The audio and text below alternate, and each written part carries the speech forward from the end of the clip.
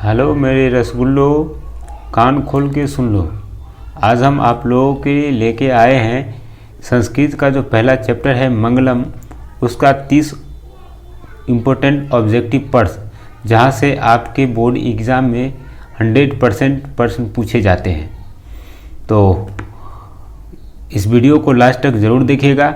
यदि आप चैनल पर पहली बार आए हैं तो इस चैनल को कर दीजिएगा सब्सक्राइब। हाँ, यदि आप 95% अंक लाना चाहते हैं, 95% अंक लाना चाहते हैं तो अभी जाके मेरे चैनल को सब्सक्राइब कर दीजिए। ओके, अगर आप किए हुए हैं तो वीडियो को लाइक और शेयर कर दीजिए, जल्दी कीजिए। उसके बाद हम इस सेशन को करते हैं स्टार्ट। चलिए, मुझे उम्मीद है कि आप लोग चैनल को सब्सक्राइब कर दिए होंगे और सब्सक्राइब किए हैं तो आप लोग लाइक शेयर भी कर दिए होंगे। थैंक यू इसके लिए। चलिए, पहला प्रश्न देखते हैं। काफ़ी इम्पोर्टेंट प्रश्न सब हम लेके आए हैं जो आपके एग्ज़ाम में पूछे ही जाते हैं। इस यहाँ से प्रश्न, चैप्टर से प्रश्न है। चलिए, पहला प्रश्न है, उपनिषद के रचनाकार कौन है? बताइए, उपनिषद के जो रचनाकार है कौन है? बताइए। इसका राइट आंसर हो जाएगा ऑप्शन सी, यानी महर्षि वेदव्यास जो है ना उपनिषद का क्या है? रचनाकार है। अगला दूसरा नंबर प्रश्न को देखिए। दूसरा प्रश्न को देखिए, मंगलम पाठ के रचनाकार कौन है? जो आपका जो मंगलम पाठ है उसका रचनाकार कौन है? बताइए। तो इसका भी आंसर हो जाएगा महर्षि वेदव्यास। इसका आंसर हो जाएगा महर्षि वेदव्यास। तीसरा नंबर प्रश्न को देखिए, मंगलम पाठ में कितने मंत्र संकलित है? मतलब मंगलम पाठ जो है, मंगलम पाठ में कितने मंत्र संकलित है मेरे गुरुजी? तो ये संकलित है कितने पाठ? बताइए, बताइए जल्दी। तो इसका राइट आंसर हो जाएगा ऑप्शन सी, यानी 5 है। मंगलम पाठ में जो है ना कितने मंत्र हैं? 5 है। बोलिए कितने हैं? 5। अगला देखिए, चौथा नंबर प्रश्न है, अणु से छोटा कौन होता है? ये देखिए, अणु से भी छोटा होता है। बताइए क्या होता है? अणु से छोटा क्या होता है? बताइए। आकाश, आत्मा, परमात्मा, संसार। बताइए क्या होता है अणु से छोटा? अणु से भी छोटा होता है। बताइए।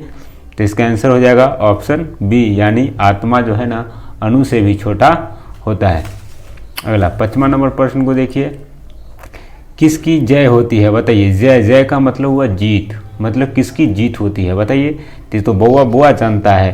तो इसका आंसर हो जाएगा ऑप्शन ए, यानी सत्य का क्या होता है? जीत होता है। अगला देखिए, बहती नदी कहाँ मिलती है? बताइए। बहती जो नदी है वो जाके कहाँ मिलती है?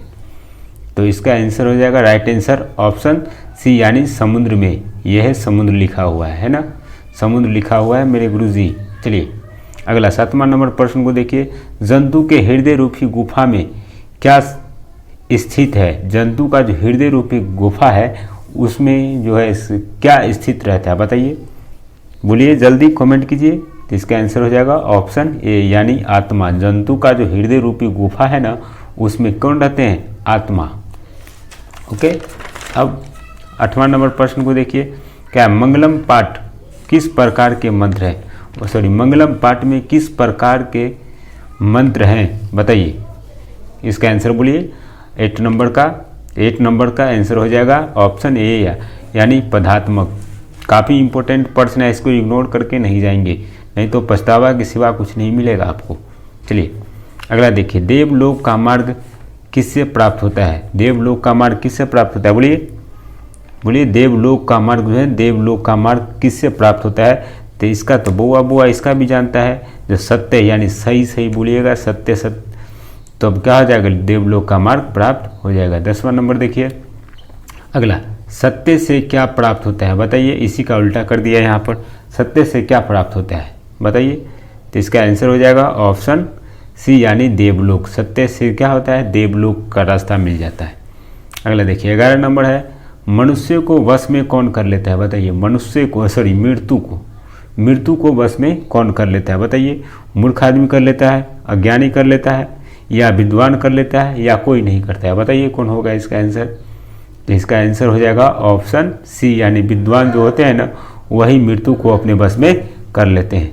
अगला देखिए, किसकी जय नहीं होती है? बताइए। किसकी जय नहीं होती है? मतलब जय मतलब जीत, किसकी जीत नहीं होती है? बताइए।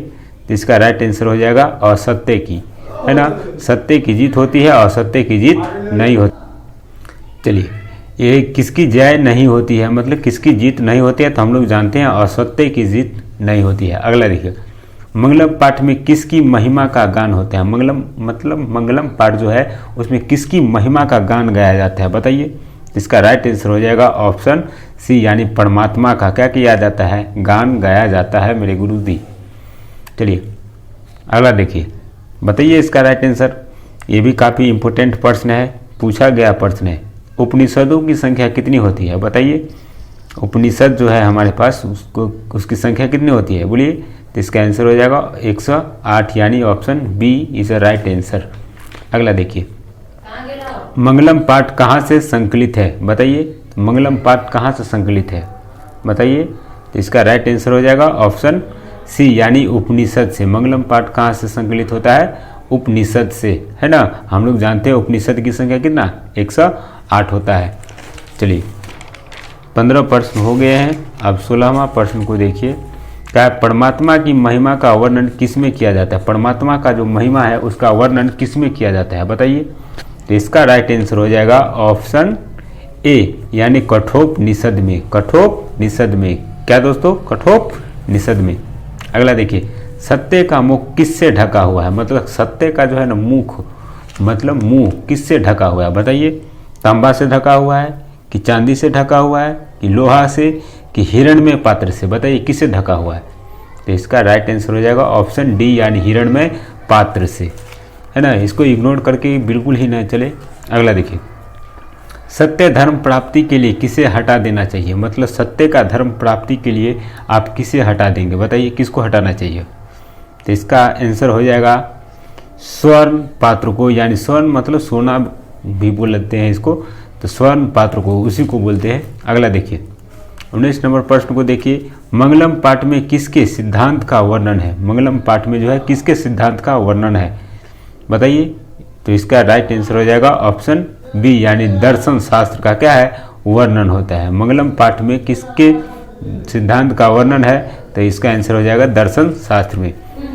अगला है 20 नंबर प्रश्न है, काफ़ी इंपॉर्टेंट। परमात्मा कहाँ रहते हैं, बताइए। परमात्मा कहाँ रहते हैं, एकत्र रहते हैं यानी एक जगह, सर्वत्र रहते हैं यानी सभी जगह, सर्वत्र में या अन्यत्र में, बताइए क्या होगा। मतलब परमात्मा कहाँ रहते हैं, तो हम लोग जानते हैं परमात्मा सर्वत्र मतलब सभी जगह पे रहते हैं। अगला देखिए, वेद कितने प्रकार के होते हैं, बोलिए। वेद कितने प्रकार के होते हैं, तो इसका राइट आंसर हो जाएगा ऑप्शन डी, यानी 4 प्रकार के होते हैं। अगला देखिए, यह संसार किसके द्वारा अनुशासित है, मतलब यह संसार जो है किसके द्वारा अनुशासित है, तो इसका आंसर हो जाएगा ऑप्शन बी, यानी परमात्मा के द्वारा क्या है, अनुशासित है। 23 नंबर प्रश्न को देखिए, किस पुरुष को मृत्यु के आने की जानकारी हो जाती है, बताइए। किस पुरुष को मृत्यु आने से पहले उसको क्या हो जाता है, जानकारी हो जाती है, तो इसका आंसर हो जाएगा साधक को, यानी जिसे साधु संत नहीं होते उसी को।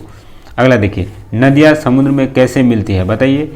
अपने नाम को छोड़ के, दूसरा है रूप को छोड़ के, नाम और रूप दोनों को छोड़ के, बताइए कैसे मिलता है, मतलब नदियाँ समुद्र में कैसे मिलती है, तो आंसर हो जाएगा नाम और रूप को छोड़ के, है ना। अगला देखिए 25 नंबर, सुख का वहन करने वाला कौन है, बताइए। 25 नंबर, सुख का वहन करने वाला कौन है, बताइए। तो इसका राइट आंसर हो जाएगा ऑप्शन सी, यानी क्या है, असत्य। सुख का वहन करने वाला ना, सॉरी, अहिंसा, क्या है, अहिंसा। अगला देखिए, देवरूपी शास्त्र क्या होती है, बताइए। इसका आंसर बताइए, देवरूपी शास्त्र क्या होती है। तो देवरूपी जो शास्त्र होते हैं ना दोस्तों, ये होता है नित्य, जो होता है हमारा देवरूपी शास्त्र होते हैं। 27 नंबर प्रश्न को देखिए, भारत की शोभा देखकर कौन प्रसन्न हो, प्रसन्न का मतलब होता है खुश, कौन हो गए थे, बताइए। भारत का शोभा देख के खुश हो गए थे, बताइए कौन हो गए थे, बताइए। तो इसका आंसर हो जाएगा ऑप्शन ए, यानी ईश्वर। ईश्वर जो है ना भारत की शोभा देख के खुश हो गए थे। अगला देखिए 28 नंबर, यस्या ईशावास्योपनिषद में किसके विषय में कहा गया है, बताइए। इसमें किसके विषय में कहा गया है, तो इसका राइट आंसर हो जाएगा ऑप्शन डी, यानी सत्य के विषय में कहा गया है। ओके, चलिए बस अब 2 प्रश्न बचे हैं। अगला देखिए, साधक किसको पार कर जाते हैं, मतलब साधक जो है किसको पार करते हैं, बताइए। इसका राइट आंसर बताइए। तो इसका राइट आंसर हो जाएगा ऑप्शन ए, यानी मृत्यु को पार करते हैं। साधक किसको पार करते हैं? मृत्यु को। ओके, चलिए अगला देखिए। ऋषि लोग देवलोक की प्राप्ति के लिए, ऋषि लोग जो है ना, ऋषि लोग, ऋषि मुनि जो होते हैं वही देवलोक की प्राप्ति के लिए किस मार्ग को अपनाते हैं? बताइए, काफ़ी इंपॉर्टेंट प्रश्न है। ऋषि लोग जो होते हैं देवलोक की मार्ग की प्राप्ति के लिए किस मार्ग, मतलब देवलोक की प्राप्ति के लिए किस मार्ग को अपनाते हैं? बताइए, जल मार्ग को, या सत्य मार्ग को, या वायु मार्ग को, या असत्य मार्ग का? बताइए। तो इसका राइट आंसर हो जाएगा, हम लोग जानते हैं सत्य मार्ग को, है ना। सत्य से आप एक अच्छा इंसान बन सकते हैं। जब आप सच्चा बोलते हैं, सही सही बोलते हैं, तब आप एक अच्छा इंसान बन सकते हैं। तो यही हो गया इस वीडियो में, यहीं तक। और काफ़ी इम्पोर्टेंट प्रश्न आपको हम करा दिए हैं। फिर मिलते हैं अगले वीडियो में। दूसरा चैप्टर जो है ना हमारा, उसका ऑब्जेक्टिव लेके मिल रहे हैं। तो तब तक के लिए बाय।